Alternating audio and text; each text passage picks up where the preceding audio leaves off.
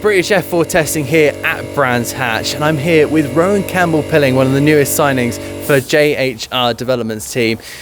Of course, you had one British F4 season last year with Argenti. Kind of run us through that, because of course, was it a difficult season? Was it more of a success, would you say? I think it was an incredible year. You know, we had 21 trophies from 30 races.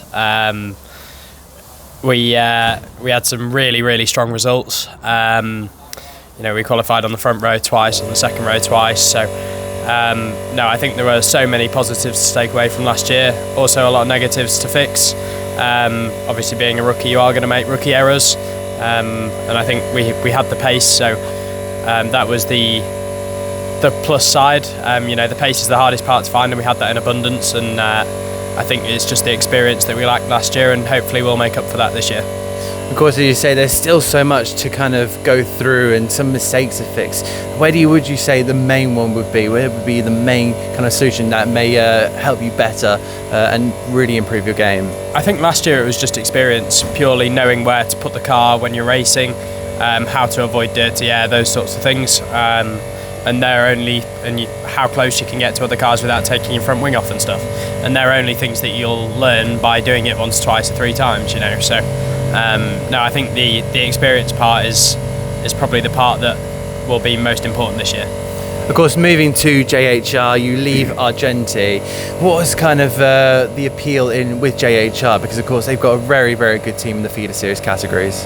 JHR are incredible. They're a very well established team within F4 already. They had a champion in Matt Rees. They got very close with Joseph Loke, and they got very close with Deegan in 2023 as well. So no, they can put a really good car out. They're 20 minutes down the road. They're based in Dronfield, I'm based in Sheffield, so really easy to go and see the team, really easy to go and do an awful lot of sim prep a lot. So I think they led to the decision, and then looking towards the future as well, they were vice champions in GB3 obviously last year as well, which is probably the next logical step for us. Of course, as you say, GB3 would be the most logical step, but let's take a step back and look towards this second season. What are you looking to really what are you really looking for when you first jump out the blocks into that first race at Donington? I mean, I race to win. I race to do the best I possibly can for, the team and myself and all the partners as well. So, no, that's obviously the goal, but ultimately to progress throughout the year, keep learning, keep taking in knowledge, and adapting to this car still. So, no, as long as we end this year faster than we were when we started, I'll be happy.